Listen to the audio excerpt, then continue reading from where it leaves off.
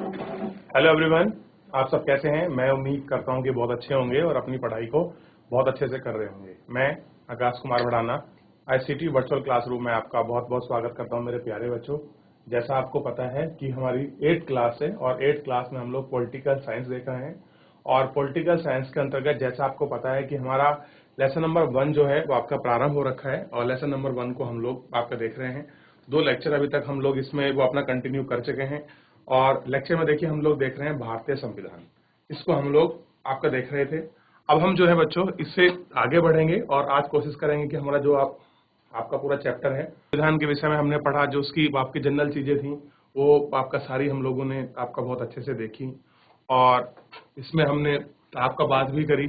फिर उसके बाद हमने भारतीय संविधान गणराज्य की जो आपकी सर्वोच्च निकाय है संसद, हमने उसके विषय में भी पढ़ा और उसको भी हमने बहुत अच्छे से आपका देखा और सारी चीजें के करके हम लोगों ने आपका बात की। क्लियर है। दूसरा ही इसमें हमने देखा बच्चों, आपका देखिए ये है आपका आपका सेंट्रल हॉल असेंबली जो है पूरी, हमने आपका सेंट्रल हॉल को देखा और एक एक हमने बताया कि सेंट्रल हॉल क्या है और किस तरह से काम करता है और कैसे इसमें आपका पंडित जवाहरलाल नेहरू आपका संविधान सभा को आपका संबोधित कर रहे थे। फिर उसके बाद हमने भारतीय संसद की जो है उसकी बारे में पढ़ा, कैसे कानून बनाती है। नेपाल के लोकतंत्र की जो स्थिति थी हमने उसको देखा। उसका जनसंघ है किसका बच्चों, नेपाल का जो लोकतांत्रिक जनसंघ का जो आपका संघर्ष है, उस संघर्ष के अंतर्गत उसने कितना संघर्ष किया और क्या उसकी कहानी रही, क्या उसका फेज था स्ट्रगल का, एक एक करके हम लोगों ने सारा इसमें बहुत अच्छे से आपका देखा और बहुत अच्छे से हमने इसकी आपका बात भी की है। क्लियर है बच्चों। और इसी के अंतर्गत हमने देखा कि कब आपका लोकतंत्र आपका शुरू हुआ, कब उनकी कहानी आपका चली और कैसे उन्होंने उसमें अपनी सफलता भी पाई। इसको भी हमने आपका इस आपका लेक्चर के अंतर्गत देखा। आज हम बात करेंगे आपका संघवाद की कि फेडरलिज्म क्या होता है, आपका संघवाद क्या है। अच्छा बच्चों, मैं आपसे पूछूं कि संघवाद क्या है तो आप मुझे क्या आंसर दोगे कि सर संघवाद ये है। आप किसको संघवाद कहेंगे।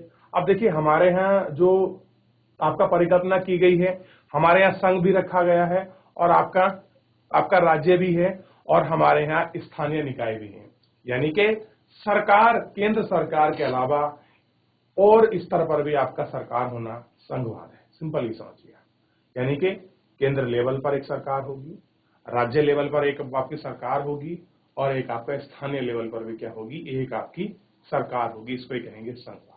अब कैसे है संघवाद, क्या चीजें, इसके बारे में हम लोग अपने चैप्टर में आपका विस्तृत से आपका चर्चा करेंगे और विस्तृत से हम लोग एक एक करके इसको आपका देखेंगे और सारी चीजें हम लोग जो है इस पर आपका बात करने वाले हैं कि क्या है संघवाद और कैसे हम लोग इसको समझ सकते हैं, इसको देख सकते हैं। आइए इस पर हम लोग बात करते हैं।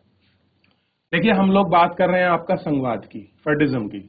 संघवाद का मतलब है देश में ज्यादा से ज्यादा स्तरों का सरकार का होना, यानी किसी भी देश के अंतर्गत एक से ज्यादा लेवल पर आपका सरकार का होना। अगर मैं लेवल की बात करूं, स्तर की बात करूं, क्या है लेवल ऑफ सरकार में स्तर में, तो सिंपल आप मान सकते हैं बच्चों की केंद्र स्तर पर, राज्य स्तर पर और आपका क्या होगा बच्चों, दूसरा इसमें आपका स्थानीय स्तर पर आपकी सरकार का जो है गठन है।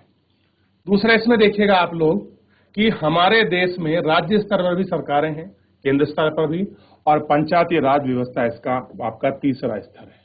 कैसा है कि जो पंचायती राज व्यवस्था है वो क्या है, आपका तीसरा इसका स्तर है, आपका तीसरा इसका लेवल है। ये आपको ध्यान देना चाहिए। ठीक है बच्चों, आगे देखिए जिसके बारे में हम कक्षा 6 में आपका पढ़ चुके हैं। 7वीं किताब में हम राज्य सरकार के क्या काम काज हैं, क्या उनकी वर्किंग आपका प्रॉपर्टी है। मेरे प्यारे बच्चों, हम लोगों ने कक्षा 6 के अंतर्गत और 7 में इसको बहुत विस्तृत से आपकी चर्चा की और एक एक करके हमने इन सारी चीजों को पढ़ा है और आपका देखा भी है। अगला इसमें देखिए हम इस साल केंद्र सरकार के बारे में ज्यादा पढ़ेंगे, यानी कि जो हमारा चैप्टर होने वाला है, जो हमारी बुक है, हम सेंट्रल गवर्नमेंट के विषय में ज्यादा पढ़ेंगे कि केंद्र सरकार के क्या काम है, क्या कामकाज हैं, वो किस तरह से काम कर रही है। इन सभी पर हम लोग क्या है आपकी बात करने वाले हैं। इन सभी को हम लोग आपका देखने वाले हैं। तो आपका कुछ भी बनता है, आपका कोई डाउट है, कोई चीज है, आप मुझसे इसमें आपका पूछ सकते हो। क्लियर है। और आप हमें इस पर आपका देख भी सकते हैं। चलिए आगे हम लोग देखते हैं इसका मतलब यह है कि शासन की ऐसी व्यवस्था विकसित करनी होगी जिससे राजधानी दिल्ली में बैठे मुट्ठी भर लोगों ही पूरे देश में शासन फैलने ना लगे। अब देखिए, संघवाद में क्या है कि ऐसा नहीं है कि केवल जो आपके मुट्ठी भर लोग हैं, यानी कि कुछ आपके खास सांसद विधायक मंत्री ही, ऐसा ना हो कि केवल आपके उनके दम पर ही पूरा आपका शासन चले, सब कुछ ऐसा हो, नहीं, ऐसा नहीं है। क्योंकि संघवाद के अंतर्गत हर राज्य की, स्थानीय सरकार की और केंद्र सरकार के सबके अलग नियम कानून बने होते हैं और सबको अपने विषय पर काम करने का मौका मिलता है, अपने विषय पर कानून बनाने का अधिकार है। और इस तरीके से हमारे यहाँ संघवाद की जो आपका परिकल्पना है वो आपका की गई है। क्लियर है? ये आपको देखना है, ठीक। इसीलिए प्रांतीय स्तर पर सरकार की व्यवस्था की गई है और कह रहे यही कारण है कि हमारे यहाँ क्या है, आपका जो प्रांतीय लेवल है, यानी कि प्रांत, मान लीजिए स्टेट को बोलते हैं प्रांतीय लेवल। क्लियर है? तो प्रांतीय स्तर पर भी आपकी सरकार की जो है घोषणा की गई है, ठीक है। अब देखिए थोड़ा सा, ताकि इलाकों में हिसाब से अलग फैसले लिए जा सकें। अब देखिए, प्रांतीय सरकार की घोषणा भी कुछ आपके इसलिए कि अब केंद्र सरकार को यह नहीं पता कि हर क्षेत्र में, हर गांव में किस तरह की आपका कंडीशन है, क्या वहां आपकी स्थिति है, हम कैसे उसको दूर करें, क्या उसकी महत्वता है, ये सारी चीजें ऐसी हैं। और इसीलिए शायद क्या है, हमें केंद्र की से अलावा आपका राज्य की, और राज्य से अलावा हम लोगों को स्थानीय सरकार की आपकी जरूरत पड़ी। ये सारी चीजें हम लोगों को इसमें है बच्चों देखने के लिए। भारत के सभी राज्यों को कुछ मुद्दों पर फैसले लेने का स्वायत्त अधिकार है। देखिए, भारत के जितने भी आपका राज्य हैं उनमें बहुत सारे ऐसे आपके मुद्दे हैं जिनमें उन्हें क्या दिया गया है, फैसले लेने का उनको स्वायत्त अधिकार दिया गया है। क्लियर है? कि वो फ्री है बिल्कुल अपनी चीजों में अधिकार लेने के लिए, कि वो क्या करें, ऐसा करें कि वो स्वायत्त है, बिल्कुल फ्री है। अब ऐसा नहीं कि हर मुद्दे पर अपना कानून बना सकते हैं, कुछ उनको खास पॉइंट आपके दिए गए हैं जिनके आधार पर वो अपना कानून जो है बना सकते हैं। राष्ट्रीय महत्व के सवालों पर सभी राज्यों को केंद्र सरकार द्वारा बनाए गए कानून को मानना पड़ेगा। अब देखिए, अगर कोई मुद्दा आता है, मान लीजिए कोई राष्ट्र हित की बात है, और अगर राष्ट्र हित की बात कोई अगर आपका आती है, तो उस राष्ट्र हित की बात के लिए आपको पता होना चाहिए मेरे प्यारे बच्चों कि राष्ट्र हित की बात के लिए अगर कोई कानून बनाएगा तो आपका केंद्र सरकार बनाएगी, और उस केंद्र सरकार के कानून को सभी राज्यों को आपका मानना होगा।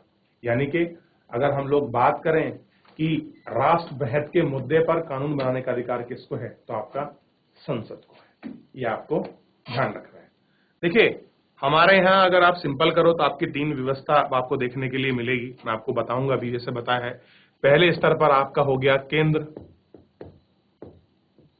ठीक। दूसरे स्तर पर हो गया आपका राज्य, और बच्चों तीसरे स्तर पर हो गया आपकी पंचायत। अब देखिए, केंद्र में प्रधानमंत्री इनका प्रमुख होता है, राज्य में मुख्यमंत्री, और गांव में आपका प्रधान। क्लियर है? ताकि हर एक क्षेत्र को हम लोग अच्छा कवर कर सकें, अच्छे से उसको पढ़ा सकें, हम उनकी पूरी व्यवस्था कर सकें, इसलिए हमने ऐसी आपका संघीय व्यवस्था हमारी जो है आपका बनी हुई है, ठीक।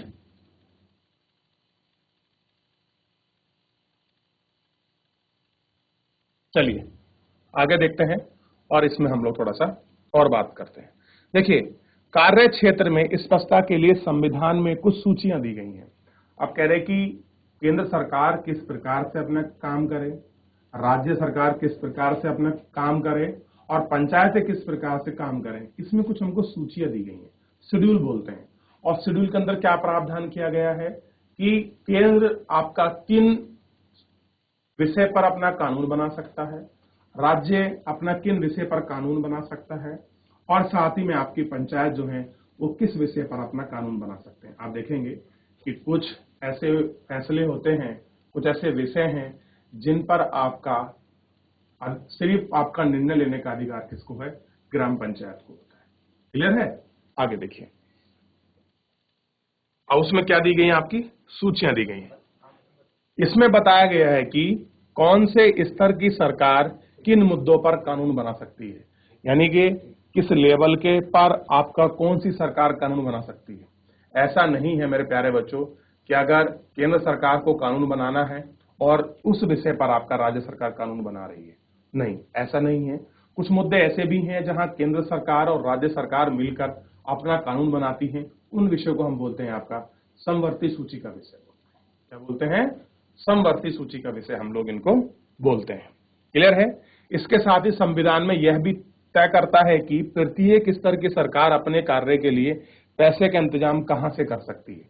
अब देखिए, आप शासन चला रहे हैं, व्यवस्था चला रहे हैं, तो शासन व्यवस्था आपको चलाने के लिए आपको धन की आवश्यकता होगी, मनी की आवश्यकता होगी। तो हमारे संविधान में साफ आपका प्रोविजन है, बिल्कुल ये स्पष्ट उल्लेख कर दिया गया है कि केंद्र सरकार, राज्य सरकार और आपका पंचायतें अपने राजस्व की व्यवस्था कहां से करेंगी। ये सारी चीजें भी इसमें हमको बहुत अच्छे से आपका समझाई गई है। संघवाद के अंतर्गत राज्य केवल केंद्रीय सरकार के प्रतिनिधि नहीं होते, उन्हें संविधान से ही अपनी ताकत और अधिकार मिलता है। अब आप देखिए, जो आपकी राज्य सरकार होती हैं, वो ये नहीं है कि वो केंद्र को आपका प्रतिनिधित्व कर रही है, नहीं। संविधान ने उनको क्या किया है? अलग से अपनी ताकत दी है। ताकत का मतलब है कि उन्होंने पावर्स दी है। पावर कैसी है उनकी? आपकी विधायी शक्ति के विषय में हम लोग यहाँ बात कर रहे हैं। जो कानूनी आपका प्रोसेस है, जो कानूनी प्रक्रिया है, जो आपका लीगल आपका प्रोसेस है, हम उसकी बात कर रहे हैं। और कुछ उनको क्या मिले हैं? अधिकार मिले हैं। कुछ उनको राइट भी दिए हैं सरकार ने। किस सरकार ने दिए हैं आपका? बच्चों देखिए, हम यहाँ बात कर रहे हैं आपके संविधान के प्रति। भारत के सभी लोग इन सभी स्तरों की सरकार द्वारा बनाए गए कानून और नीतियों के अंतर्गत आते हैं। अब कह रहे, चाहे आपका केंद्र सरकार कानून बनाए, चाहे आपका राज्य सरकार कानून बनाए, इन सब के अंतर्गत जो है हम लोग सब आते हैं। और हमको जो ये नियम कानून है, हम सब इसके अंतर्गत ही है। क्लियर है बच्चों? ये आपको ध्यान रखना है। तो संघवाद में क्या है आपका? बहुत सिंपल से ध्यान रखना है, देश में एक से ज्यादा स्तर की सरकार का होना। ये ध्यान रखिए थोड़ा सा, मैं आपको दोबारा बता देता हूं। ये देखिए आप लोग, देश में एक से ज्यादा स्तर की सरकार का होना। हमारे देश में राज्य स्तर पर भी सरकारें हैं। क्लियर है? इसी को कहेंगे आपका संघवाद। क्लियर है? अब हम बात कर रहे हैं इसमें संसदीय शासन आपका पद्धति की, कि संसदीय शासन पद्धति क्या है, इसके विषय में हम लोग आपका देखेंगे। और इस पर भी हम लोग क्या करेंगे, अपनी एक एक करके जो है अपनी बात करेंगे। ठीक है? ये आपको ध्यान रखना है और इसको देखना है। ठीक है? चलिए ध्यान दीजिए आप लोग सभी। सरकार के सभी स्तरों पर प्रतिनिधियों का चुनाव लोग खुद करते हैं। अब कह रहे कि जितने भी आपके प्रतिनिधि हैं, वो क्या करते हैं कि सभी स्तर की जो आपकी सरकारें हैं, जो आपकी चुनी जाती हैं, उसके लिए क्या करते हैं, लोग आपका स्वयं आपका चुनाव करते हैं। बच्चों मुझे बताइए कि चुनाव होता है कि नहीं होता है? अब देखिए, आप अगर केंद्र सरकार को चुनेंगे तो आपका चुनाव होता है लोकसभा का। और जब आप राज्य स्तर की सरकारों को चुनते हैं बच्चों, तो आपका चुनाव होता है जो आपके विधायक बने जाते हैं, एमएलए। फिर अगर आपके गांव के प्रधान चुने जाते हैं तो गांव के प्रधान में भी आपका वोट गिरते हैं। बस कंडीशन ये होती है कि जिस व्यक्ति की, चाहे महिला हो या पुरुष, जिसकी आयु 18 वर्ष हो चुकी है, उसको क्या है, वोट गिरने का अधिकार है। आप अभी बच्चे हो, आपको अभी वोट गिरने का राइट नहीं मिलेगा, क्योंकि अभी आपकी उम्र 14-15 साल है। अभी आपके पास 5-6 साल हैं। 5-6 साल के बाद आप लोकतंत्र में अपनी हिस्सेदारी दोगे। हिस्सेदारी का मतलब है कि आपको अपने नेताओं को चुनने का, अपनी सरकार को चुनने का अधिकार होगा। आप लोग को वोटिंग राइट्स का पावर आपको पता चलेगी। क्लियर है? जनता के पास सबसे बड़ी अगर पावर आप लोग आपका देखें तो जो आपका वोटिंग राइट्स है, और जनता के पास सबसे बड़ी पावर है। क्लियर है? ये आपको ध्यान देना है। अब देखिए, कक्षा 7 की किताब में शुरू में कांता की कहानी दी गई थी, जो वोट डालने की कतार में खड़ी थी। साथ में हमने पढ़ा था कांता की कहानी को, और उसमें वो कहां खड़ी थी, जो आपका वोट गिनने की जो लाइन थी उसमें खड़ी थी। उसको हमने इसमें बहुत अच्छे से आपका देख लिया था। ठीक? यह आपको ध्यान देना है। अब देखिए, भारत का संविधान अपने सभी नागरिकों को क्या है, वोट डालने का अधिकार देता है। ठीक? संविधान सभा के सदस्य जब संविधान की रचना कर रहे थे, अब देखिए, भारत में प्रत्येक व्यक्ति को क्या है, अपना वोट डालने का अधिकार है। ऐसा नहीं है कि यहां किसी कोई विशेष वर्ग, विशेष समुदाय, विशेष लोगों के लिए, या कोई आपका डिस्क्रिमिनेशन है, जाति, व्यवस्था, धर्म, जन्म स्थान के आधार पर ही आप आपका वोट गिर सकते नहीं। भारत में केवल एक आपका क्राइटेरिया रखा गया है कि वोट गिरने वाला जो व्यक्ति है, चाहे आपकी महिला है, उसकी आयु 18 वर्ष पूर्ण होनी चाहिए, तब वो अपना वोटिंग राइट जो है अपना कर सकता है। क्लियर है? और ये अधिकार हमको किसने दिया है? संविधान सभा में ये आपकी रचना की गई थी। ठीक है, कि सबको क्या होगा? वोट गिनने का अधिकार होगा। ये आपको थोड़ा सा इसमें ध्यान रखना है मेरे प्यारे बच्चों। क्लियर है? चलिए आगे देखते हैं। तो उन्हें लगता है कि स्वतंत्रता संघर्ष ने, कह रहे जो हमने आपकी स्वतंत्रता जो आपकी प्राप्त की है, उसमें जो हमने संघर्ष को झेला है, क्लियर है, भारतीय जनता को वयस्क मताधिकार का प्रयोग करने के योग्य बनाता है। और कह रहे कि जो हमने इतना संघर्ष आपका झेल लिया है, ये संघर्ष ही हमको क्या बनाता है? आपका वयस्क मताधिकार के प्रयोग करने के लिए योग्य बनाता है।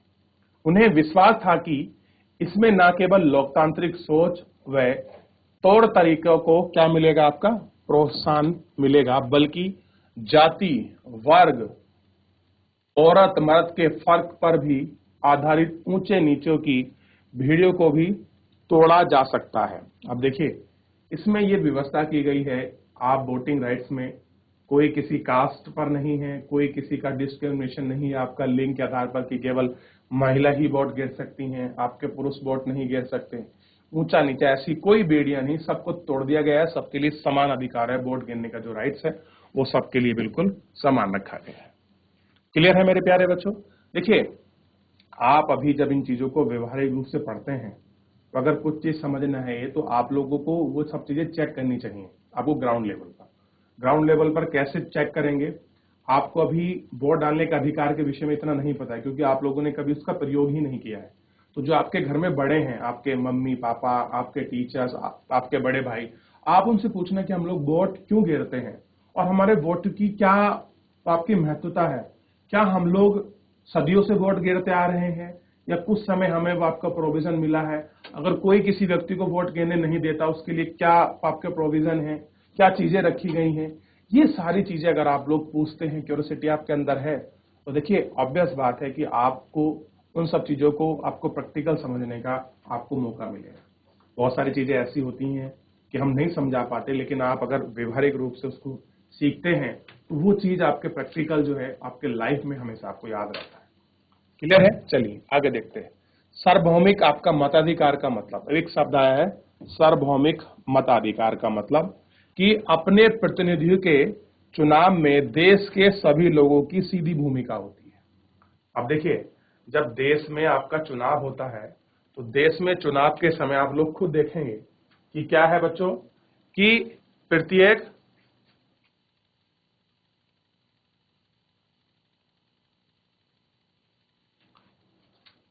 व्यक्ति को क्या होगा? आपका वोट आपका डालने का क्या होता है? उसको अधिकार है। और क्या है कि देश में सभी लोग क्या करते हैं? अपना चुनाव करते हैं। किसके लिए? अपने प्रतिनिधि को चुनने के लिए। इसके अलावा हर व्यक्ति खुद चुनाव भी लड़ सकता है। अब देखिए, अगर आपको चुनाव लड़ना है तो क्या कर सकते हैं? आप खुद भी आपका चुनाव लड़ सकते हैं। ऐसा कुछ नहीं है कि आप चुनाव नहीं लड़ सकते, आप केवल वोट गिर सकते हैं, नहीं। आप जिसका भी चुनाव लड़ना चाहें आप उसका चुनाव लड़ सकते हैं, बशर्ते कुछ हमारे पास जो हमारे संविधान में कुछ आपका प्रोविजन किया गया है कि अगर आपको चुनाव लड़ना है तो कुछ ये आपकी प्रक्रियाएं हैं जो आपको पूरी करनी होगी। जैसे कि कागजी कार्यवाही है, अपनी व्यक्तिगत जानकारी आपको देनी होगी, आपका वयस्क मताधिकार जो आपकी सूची बनती है, वोटर लिस्ट, आपका उसमें नाम होना चाहिए। तो ये सारी चीजें ऐसी हैं जो आप अगर उनको खरा उतरते हैं उस आपके मानक पर, तो आप चुनाव भी लड़ सकते हैं। इसके अलावा हर व्यक्ति खुद चुनाव भी आपका लड़ सकता है, चाहे उसकी सामाजिक पृष्ठभूमि कैसी भी क्यों ना हो। ये प्रतिनिधि जनता के प्रति जवाबदेह होते हैं। अब देखिए, जिनको हम लोग आपका चुनते हैं वो क्या है? जनता के प्रति जवाबदेही है उनकी। यानी कि आप जिनको अपना नेता चुनते हैं उनके प्रति क्या है? उन्हें जवाबदेही है। बच्चों किसके प्रति? जनता के प्रति, क्योंकि क्या हुआ है? जनता ने उनको चुना है। ठीक है, ये आपको ध्यान रखना है। लोकतांत्रिक कार्य पद्धति में प्रतिनिधित्व क्यों महत्वपूर्ण होता है? आप कह रहे हैं कि जो आपका लोकतांत्रिक जो आपकी पद्धति है इसके अंतर्गत आपका प्रतिनिधित्व क्यों महत्वपूर्ण है, इसके बारे में आप इस पुस्तक की दूसरी इकाई में और विस्तृत से पढ़ेंगे।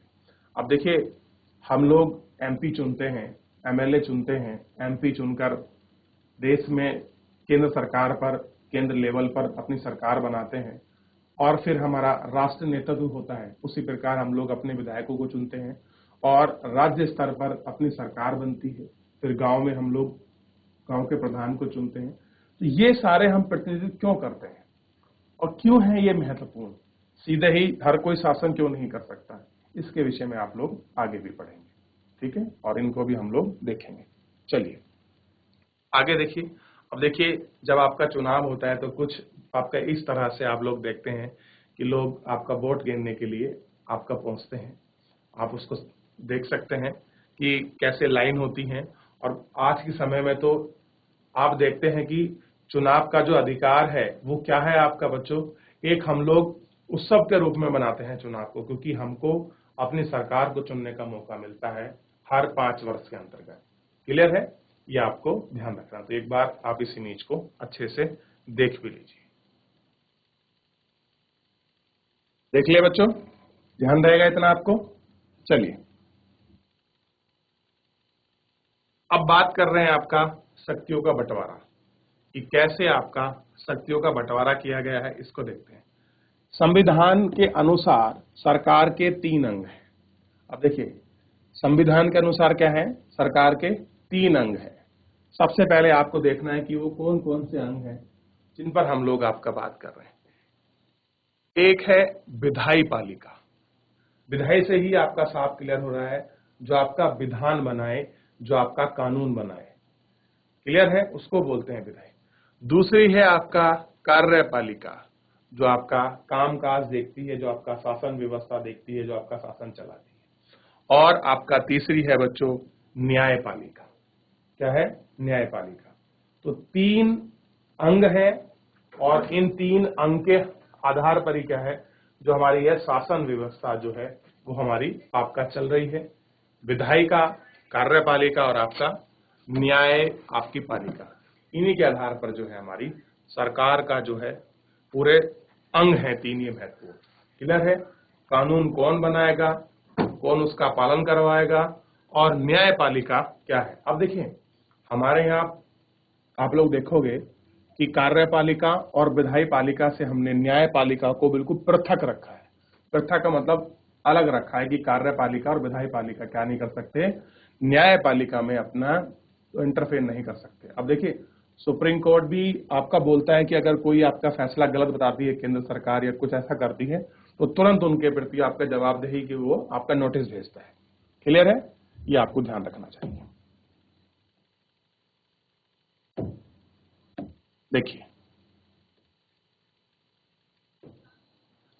तो 3 लेवल पर हमने इसको देख लिया।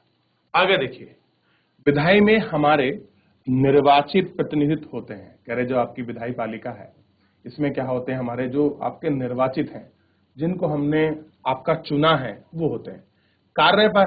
कार्यपालिका ऐसे लोगों का समूह है जो कानून को लागू करने और शासन चलाने का कामकाज देखती है। अब आप इसमें देख सकते हैं बच्चों कि इसके अंदर क्या है कि जो कामकाज जो आपका चलाने का जो जिम्मा दिया गया है वो किसके पास है, कार्यपालिका के पास है। और कैसा है ये, लोगों का समूह है जो क्या करते हैं, आपके कानून को आपके लागू करने और शासन चलाने का क्या देखते हैं, आपका कामकाज जो है ये देखते हैं। क्लियर है, इतना आपको देखना है और ध्यान रखना है। चलिए आप इसको देख लीजिए, अंडरलाइन करना चाहें अपनी बुक में आप इसको अंडरलाइन भी कर सकते हैं। देखिए एक बार, अब देखिए बात कर रहे हैं न्यायालयों की, कि जो हमारी आपका जुडिशरी जो आपका सिस्टम है, जो आपका न्यायपालिका जो आपके पति का सिस्टम है, उसको देखिए। न्यायालयों की व्यवस्था को न्यायपालिका कहा जाता है। कह रहे जो आपके न्यायालयों की जो व्यवस्था है उसी को हम न्यायालय कहते हैं, जिसके बारे में आप इस पुस्तक की इकाई 3 में पढ़ेंगे। यानी कि आप जुडिशरी के बारे में जो आपका यूनिट 3 है, इसके बारे में आप बहुत अच्छे से पढ़ेंगे और आप इसको देखेंगे। सरकार की किसी भी शाखा द्वारा सत्ता के दुरुपयोग को रोकने के लिए प्रावधान किया गया है। यानी कि सरकार की कोई भी शाखा अगर आपका सत्ता का दुरुपयोग करती है, अब दुरुपयोग का मतलब है अपने अधिकार का गलत प्रयोग करती है, क्लियर है? तो उस स्थिति में क्या है, आपका पूरे प्रावधान किए गए हैं कि न्यायपालिका उसको कैसे रोक सकती है। यानी कि हमारे लोकतंत्र में किसी की भी मनमानी करने का अधिकार नहीं है, चाहे उसमें केंद्र सरकार हो, चाहे आपका राज्य सरकार हो, चाहे आपका स्थानीय लेवल की सरकार हो, सबको कानून के अनुसार, विधि के अनुसार, संविधान के अनुसार काम करने का अधिकार है। और उसको अगर वो काम कुछ ऐसा करता है कि वो संविधान के खिलाफ है तो उसको अंकुश लगाने का अधिकार भी हमारे पास दिया गया है। ठीक है? इन सभी अंगों की शक्ति एक दूसरे से अलग होती है, और कह रहे कि इन अंगों की जो शक्ति है कैसी होती है, एक दूसरे से अलग होती है। बिल्कुल, ये आपको ध्यान रखना है, यानी कि हर किसी की जो पावर है वो कैसी है, डिफरेंट है, एक दूसरे से बिल्कुल कैसी है, अलग है मेरे प्यारे बच्चों।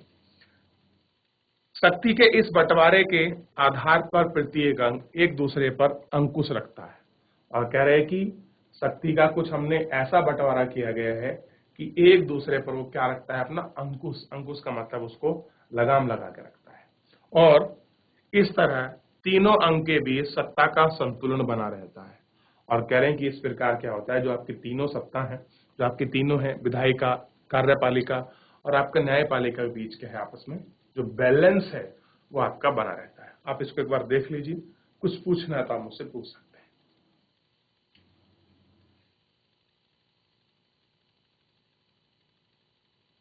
क्लियर है?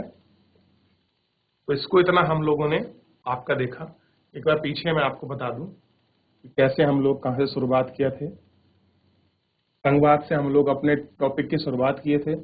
संघवाद के फिर हम लोग शासन पद्धति को पढ़ा। तो शासन पद्धति के बाद हमने देखा कि चुनाव के लिए कैसे आपका वोटिंग होती है, इसके विषय में पढ़ा। और फिर हम संघ, जो आपके शक्ति के जो आपके बंटवारे हैं, इसके विषय में हम लोग आपका देख। अब इसके बाद जो है हम लोग बात करेंगे आपका मौलिक अधिकार, फंडामेंटल राइट्स के बारे में। क्लियर है? अगर मैं आपसे पूछूं, चलिए ये आपके लिए प्रश्न है कि हमको कितने मौलिक अधिकार हमारे संविधान ने दिए हैं, आप लोगों को खोज के लाना है और कल मुझे बताना है। क्लियर है कि हमको आपका कितने मौलिक अधिकार हमारे संविधान ने दिए? लिख लीजिए सभी बच्चे, चैट के माध्यम से आप लोग भेज सकते हैं मेरे को कि हमारे कितने आपके मौलिक अधिकार हमको संविधान ने प्राप्त कराए। लिख लीजिए, कोई बात नहीं, आप मुझे लाइव जुड़ के बता दीजिए, कल मैं आपसे पूछूंगा। चलिए आगे देखते हैं। मौलिक अधिकार वाला खंड भारतीय संवैधानिक आत्मा भी कहते हैं। कह रहे हैं कि जो संविधान में अगर आप लोग आपका देखोगे तो भाग 3 आपको मिलेगा। कौन सा मिलेगा? भाग 3, जो आपका मौलिक अधिकार की आपका बात करेगा। क्लियर है? और देखिए इसको भी क्या कहा गया है, इसे संविधान की अंतरात्मा भी कहा जाता है। औपनिवेशिक शासन ने राष्ट्रवादियों के दिमाग में राज्य के प्रति संदेह की भावना पैदा कर दी थी। यानी कि उपनिवेश, यानी कि जब हम अंग्रेज का शासन यहाँ आपका चल रहा था, उस समय क्या हुआ कि जो आपके राष्ट्रवादी थे उनके दिमाग में क्या कर दी थी कि राज्य के प्रति जो आपका संदेह है उसकी भावना क्या थी, पैदा कर दी थी। क्लियर है? ये आपको देखना है, देख लीजिए इसको। इसलिए राष्ट्रवादी चाहते थे कि स्वतंत्र भारत में राज्य की सत्ता के दुरुपयोग से बचाने के लिए सब कुछ लिखित अधिकार होना चाहिए। कैसा होना चाहिए? आपका सब कुछ लिखित अधिकार होना चाहिए। लिहाजा मौलिक अधिकार देश के सभी नागरिकों को राज्य की सत्ता के मनमाने और निरंकुश इस्तेमाल से बचाता है। यानी कि जो हमारे मौलिक अधिकार हैं, जो हमारे फंडामेंटल राइट्स हैं, वो हमको इसलिए दिए गए हैं कि राज्य या कोई केंद्र सरकार हमको जबरदस्ती क्या नहीं कर सकता बच्चों, अपनी चीजों को नहीं थोप सकता, अपनी मनमानी नहीं कर सकता। जो हमको अधिकार दिए गए हैं, हमारी स्वतंत्रता का अधिकार, हमारी शिक्षा का अधिकार, धर्म को मानने का अधिकार, स्वतंत्रता से विचरण करने का अधिकार, समानता का अधिकार, ये सारे ऐसे अधिकार हैं जिन पर कोई अंकुश नहीं लगा सकता, चाहे आपका राज्य हो और चाहे आपका क्या हो बच्चों, केंद्र सरकार हो, इन पर कोई अंकुश आपका नहीं लगा सकता। इस तरह संविधान राज्य और अन्य व्यक्तियों के समक्ष अधिकार की रक्षा करता है। और क्या करता है? इसकी रक्षा करता है। देखिए, आज तो आपने इतना ही पढ़ा कि आपका जनरल रूप है। कल मैं आपको संविधान के विषय में और बहुत कुछ बताऊंगा जो आपके मौलिक अधिकार है। मैं आपको उनको लिखा भी दूंगा ताकि आप लोग उसको ध्यान रख सकें। क्लियर है? तो ये आपको ध्यान रखना है। तो मेरे प्यारे बच्चों, आज के लिए इतना ही, क्योंकि समय समाप्त हो रहा है। मिलते हैं कल। आप लोग सभी बच्चे घर पर जाकर एक बार चैप्टर को रिवीजन करिए, बहुत अच्छे से पढ़िए। कोई भी डाउट बनता है तो आप मुझसे जरूर पूछिए। तो आज के लिए इतना ही। धन्यवाद।